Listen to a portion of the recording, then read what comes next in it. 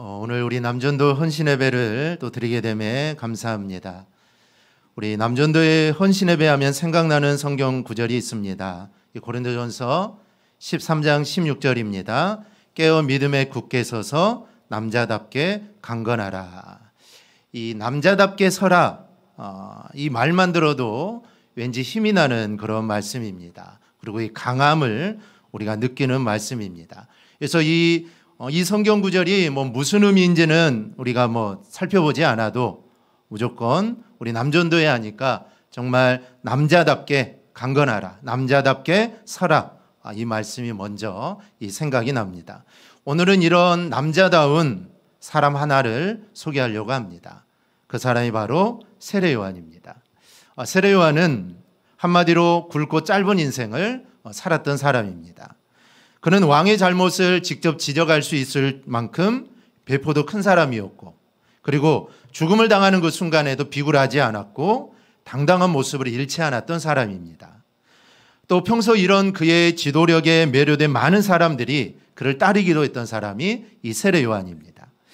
그가 죽은 후에 예수님께서 놀라운 일을 많이 행하자 헤롯 왕은 이렇게 생각하죠.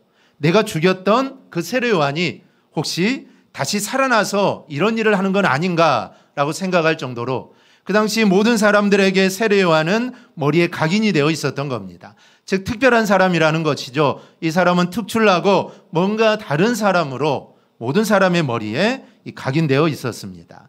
그만큼 세례 요한은 자신만의 분명한 삶의 궤적을 보여줬던 인물입니다. 이 정도면 야 진짜 남자답다라고 할 정도로 우리가 생각할 수가 있습니다. 오늘 저는 이 세례 요한에게서 진정한 남자다움, 그리고 남자답게 헌신하는 그 모습을 함께 좀 살펴보려고 합니다. 물론 그가 굵고 짧게 살아서가 아닙니다. 그가 왕에게 정말 거스름 없이 직격탄을 날리듯 잘못을 지적했기 때문도 아닙니다. 그가 죽는 순간까지 비굴해서도 아닙니다. 많은 사람들이 따를 정도로 지도력이 있기 때문에 그가 남자답다, 그가 남자답게 헌신했다라고 말하는 것도 아닙니다. 오늘 본문을 보면 두 가지 면에서 그의 남자다운 모습, 그리고 참된 헌신의 그 자세를 우리가 발견하게 됩니다. 오늘 헌신 예배드리는 우리 남전도에, 그리고 이 자리에 모여 예배한 우리 모두가 이 두 가지 면에서 흔들리지 않고 정말 견고하게 서는 참된 헌신자들이 되기를 축복합니다. 먼저 요한은 오직 예수님만 드러내는 삶을 살았습니다. 세례 요한의 별명이 있습니다. 예수님의 선구자라는 뜻입니다.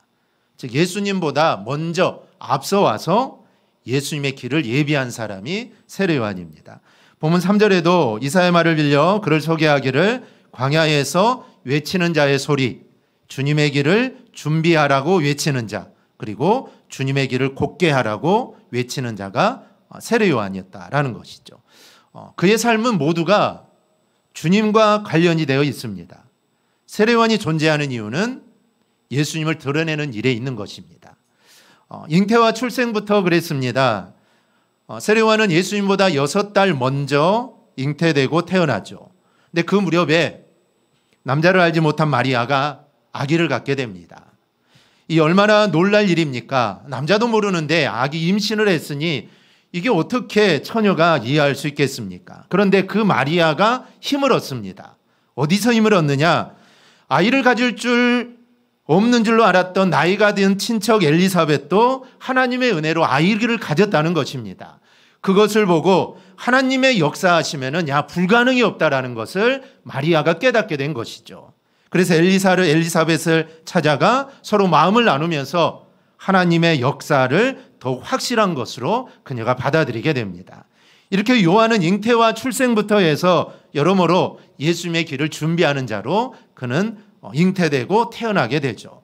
가르친 내용도 같습니다. 세례 요한이 선포한 게 회개하라 천국이 가까이 왔느니라. 이게 세례 요한의 선포죠. 근데 예수님도 똑같습니다. 마태복음 4장 17절을 보면 이때부터 예수께서 비로소 전파에 이르시되 회개하라 천국이 가까이 왔느니라. 예수님도 전파할 때 회개하라 천국이 가까이 왔느니라. 요한도 똑같습니다. 즉 요한은 예수님이 오시기 전에 예수님도 오시면 이 말을 할 건데 내가 먼저 와서 예수님이 하실 말씀을 내가 먼저 선포한다는 것입니다. 바로 이런 삶을 살았던 사람이 여러분 세례 요한입니다. 오늘 본문을 보면 요한이 분명하게 이야기합니다. 11절을 보면 나는 회개케 하려고 물로 세례를 주지만 내 뒤에 오시는 분은 나보다 능력이 많으시도다. 그는 성령과 불로 너희에게 세례를 주실 것이다. 세례 요한은 분명히 자신의 위치를 알았습니다. 세례는 항상 자신을 예수님 아래에 두고 있습니다. 많은 사람들이 따르고 많은 사람들이 메시아가 아니냐, 우리가 기다리는 그 메시아 구원자가 아니냐, 이렇게 많은 사람들이 이야기하고 추켜 세울 때 자신은 아니다고 하면서 나는 항상 예수님 밑이다, 예수님 아래에 있는 사람이다 라고 합니다. 예수님의 사역이 본질이라면 나는 그 사역을 준비하는 자다라고 이야기를 합니다. 자신의 세례는 회개의 세례지만 예수님은 본질적인 세례, 곧 성령과 불로 세례를 주는 분이다라고 이렇게 이야기합니다. 하루는 세례 요한의 제자들이 투덜거리죠. 세례 요한에게는 카리스마가 넘치고 있었고 그래서 많은 제자들이 세례 요한을 따르게 됩니다. 그리고 요한의 제자라는 게 그 당시 무척 자랑스러웠습니다. 그런데 예수라는 사람이 어느 날 갑자기 나타나 세례를 주자 많은 사람들이 그리로 다 갑니다. 예수님한테 가죠. 그러니까 이 세례 요한의 제자들이 못마땅하는 것입니다. 지금까지 모든 사람들이 자신의 스승에게 세례를 받으러 왔는데 이제는 예수에게로 모두가 가버리니까 이 제자 입장에서 얼마나 속이 상하겠습니까? 그때 세례 요한은 분명하게 이야기합니다. 요한복음 3장을 보면 내가 말한 바 나는 그리스도가 아니요 그의 앞에 보내심을 받은 자라고 한 것을 증언할 자는 너희니라. 세례 요한은 분명히 말합니다. 나는 메시아가 아니라는 것이죠. 나는 그리스도가 아니다. 그리고 너희들이 할 일은 예수님 즉 그리스도가 하나님의 아들이라는 것을 너희가 증거해야 되는데 너희가 지금 무슨 말을 하느냐라는 것입니다. 즉 지금 너희가 나의 제자지만 너희는 사실 나의 제자가 아니다. 너희가 할 일은 바로 그분 예수님을 전하는 게 바로 너희들이 해야 될 일이다라는 것이죠. 세례 요한은 분명하게 자신의 목적은 그리스도를 드러내는 것이다라고 제자들에게 분명하게 알려주고 있는 겁니다. 요한복음 3장 29절을 보면 이렇게 이야기합니다. 신부를 취하는 자는 신랑이나 서서 신랑의 음성을 듣는 친구가 크게 기뻐하나니 나는 이러한 기쁨으로 충만하였노라. 예수님이 신랑이라면 자기는 신랑의 친구라는 것이죠. 여러분 혼인잔치의 주인공이 누굽니까? 당연히 신랑입니다. 신랑 친구가 주인공이 아니죠. 신랑의 친구는 절대로 주인공이 아닙니다. 세례 요한은 나가 주인공이 아니라 예수님의 주인공이라는 것이죠. 그리고 주인공이신 예수님을 드러나게 하는 자신은 정말 기쁘다라는 것이죠. 여러분 정말 친한 친구와 결혼하면 얼마나 기쁩니까? 마찬가지로 세례 요한도 자신의 제자들이 다 떠나고 자신을 따르는 사람들이 다 떠나지만 나는 그렇게 해서 예수만 드러내면 나는 너무나 기쁘다는 겁니다. 나는 그 기쁨으로 나는 산다라는 것이죠. 그가 옥에 갇혔을 때 세례 요한은 자신의 제자들을 예수님한테 보내서 이렇게 물어보도록 합니다. 오실 그이가 당신입니까? 아니면 우리가 다른 일을 기다려야 합니까? 세례 요한이 그동안 말을 미뤄볼 때 이거는 예수님 메시아인가 아닌가를 의구심, 즉 의심해서가 아니라 제자들에게 확신을 시켜주기 위함입니다. 너희가 그렇게 의심스러우면 가서 물어보라는 것입니다. 가서 예수님한테 물어봐라. 당신이 메시아입니까? 아닙니까? 내가 백날 말하는 것보다 너희 귀로 듣고 와라. 그래서 제자들을 마지막 남은 제자들까지 예수님한테 다 보내게 됩니다. 그리고 얼마 가지 않아 헤롯에 의해 목배임을 당하게 되죠. 이와 같이 세례 요한은 잉태부터 죽음까지 전적으로 오직 그리스도이신 예수님을 드러내는 삶을 살았습니다. 요즘 말로 하면 그는 예수 그리스도께 자기 자신을 올인한 사람입니다. 여러분 참된 헌신이 무엇입니까? 참된 헌신은 예수 그리스도께 나의 모든 것을 올인하는 게 이게 바로 참된 헌신입니다. 이 도박을 할 때 마지막에 내 패가 좋으면 자신의 전 재산을 다 올인합니다. 따면은 부자가 되고 지면은 거지가 되는 것이죠. 전 재산을 날리는 겁니다. 따느냐 거지가 되느냐 부자가 되느냐 거지가 되느냐 그 한 판에 올인하는 것이죠. 우리가 하나님께 헌신하고 주님께 헌신한다는 것은 나의 모든 걸 주님께 올인하는 것입니다. 내가 주님께 내 자신을 올인하면 내가 거지가 될 수가 있죠. 거지될 수가 있습니다. 그래도 내 모든 걸 들여서 하나님께 올인하는 거, 이게 여러분 참다운 헌신입니다. 예수 그리스도는 드러나고 나는 숨겨지는 게 참된 헌신입니다. 나를 전부 들여서 예수님이 밝히 드러나게 하는 거, 여러분 이게 참된 헌신입니다. 사단은 우리에게 항상 속삭이죠. 네가 하는 거다.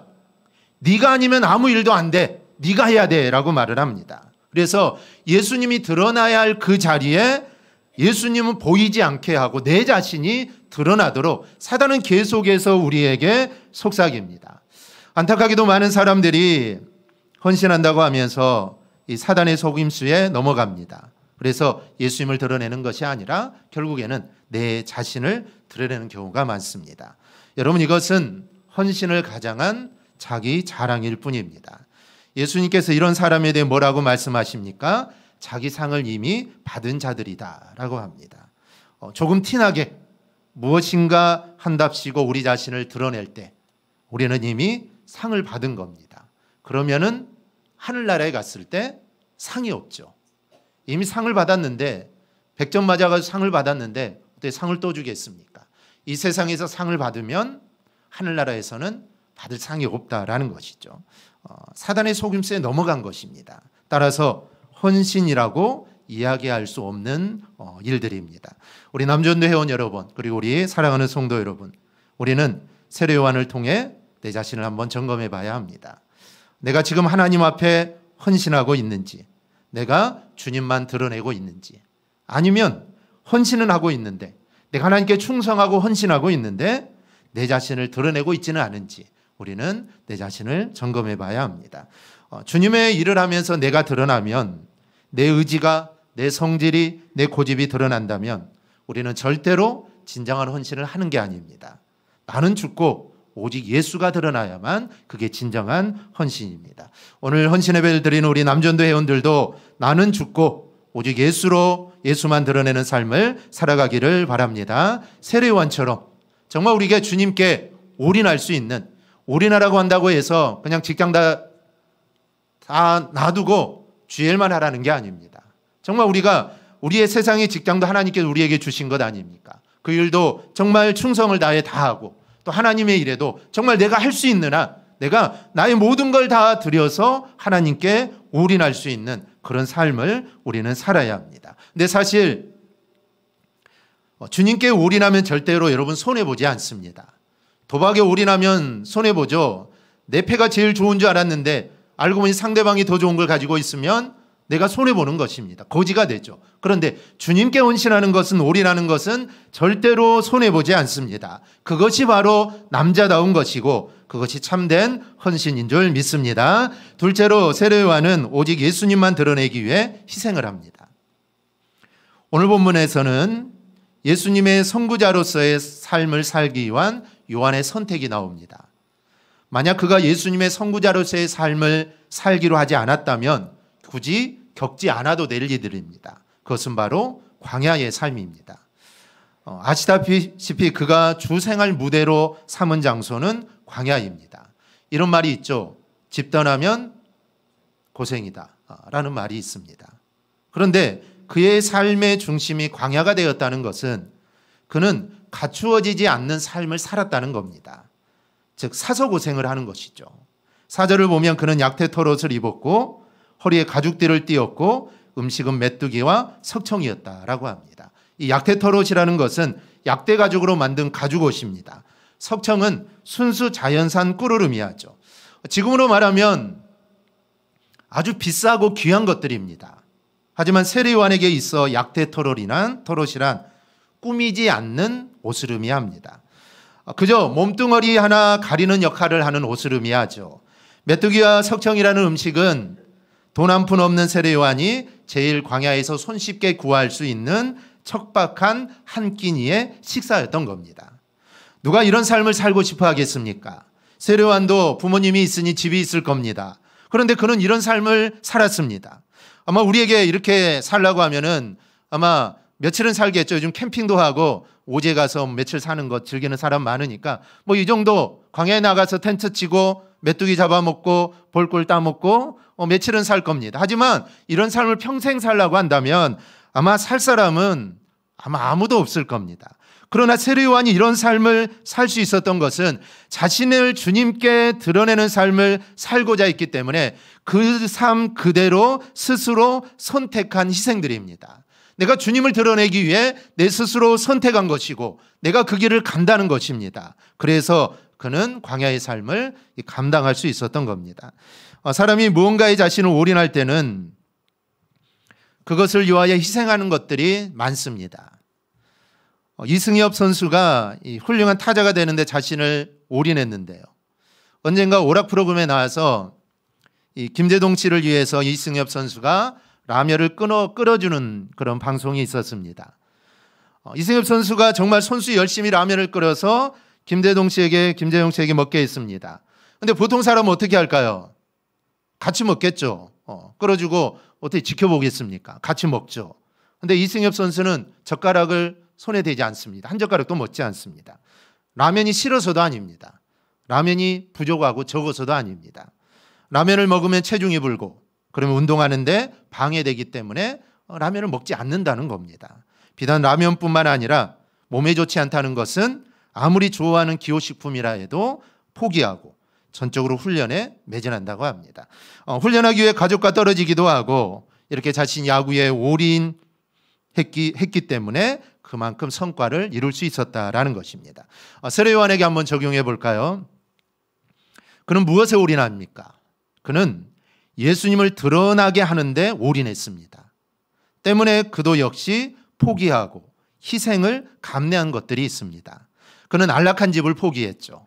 충분히 집에서 왔다 갔다 하면서 세례도 줄 수 있고 그렇게 할 수 있습니다. 안락한 집을 포기하죠. 맛있는 음식을 포기합니다. 집에 가서 시장에 가서 맛있는 음식 사 먹고 와서 또 열심히 사회가면 되죠. 근데 포기하죠. 가족을 포기합니다. 광야를 삶의 중심으로 삼은 것은 오직 내가 그리스도만을 드러내야겠다는 그 열망 때문에 그는 척박한 광야의 삶을 선택하게 되죠. 자연에서 손수 얻은 음식인 메뚜기와 석청을 음식으로 삼는 것은 이것 또한 내가 예수님을 드러내고자 하는 그 열정 때문입니다. 사실 이것은 자기 자신의 입장에서 볼 때 분명히 이것은 희생입니다. 하지만 어쩔 수 없이 타인에 의해서 희생하는 것이 아니라 기쁜 마음으로 스스로 선택하여 희생한 겁니다. 그러니까 할 수 있었던 것이죠. 만약에 누군가가 시켜서 이렇게 살아라고 했다면 아마 세례 요한도 며칠하고 말았을 겁니다. 그런데 그는 스스로 내가 예수님을 드러내기 위해서 예수님을 내가 드러내는 삶을 살아가기 내가 원했기 때문에 그는 그런 삶을 스스로 선택하고 그런 삶을 통해 주님을 드러내는 삶들을 살게 됩니다. 우리 남전도회 여러분 그리고 우리 성도 여러분, 우리는 주님을 위하여 여러분 무엇을 희생하고 있습니까? 우리도 오직 주님만 드러나는 삶이 되게 하기 위해서 기꺼이 내가 내려놓는 것들이 있다고 여러분 자신 있게 말할 수 있습니까? 내가 포기하지 않고 내가 희생하지 않고 내가 주님께 올인했다라고 말하는 것은 사실 이거는 착각입니다. 이제부터 우리는 주님을 드러내는 삶을 위하여 정말 기쁜 마음으로 우리들이 누릴 것들을 포기할 수 있기를 바랍니다. 새벽에 잠자는 것을 조금 포기하고 기도하십시오. 좀 포기해도 됩니다. 좀 포기하고 기도하시고 회식 자리에 가는 거 조금 포기하고 교회 오십시오. 주일에 갖게 되는 좋은 비즈니스 자리라고 해도 그게 나에게 많은 유익을 가져다 준다고 해도 하나님을 만나는 자리를 더 귀하게 여길 수 있기를 바랍니다. 우리 안에 이런 것들의 희생과 포기가 있을 때 내 삶을 주님께 올인하는 것입니다.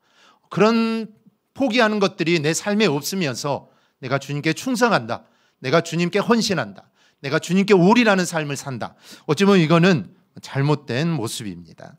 사실 이렇게 살아가면 세상 사람들의 기준으로 보면 참 어리석죠. 얼마나 어리석습니까? 얼마나 어리석습니까? 그러나 여러분 생각하십시오. 그 당시 사람들의 시선으로 볼 때 세례 요한은 정말 어리석은 사람이었습니다. 왜 그렇게 사느냐? 왜 그렇게 광야에서 사느냐? 왜 그렇게 힘들게? 왜 그렇게 어렵게? 가족도 있고 집도 있는데 왜 그런 삶을 사느냐? 참 어리석은 사람이다라고 많은 사람들이 그렇게 생각했을 겁니다. 그런데 주님이 뭐라고 하십니까? 여자가 낳은 자 중에 요한보다 큰 자가 없다. 이게 주님의 평가입니다.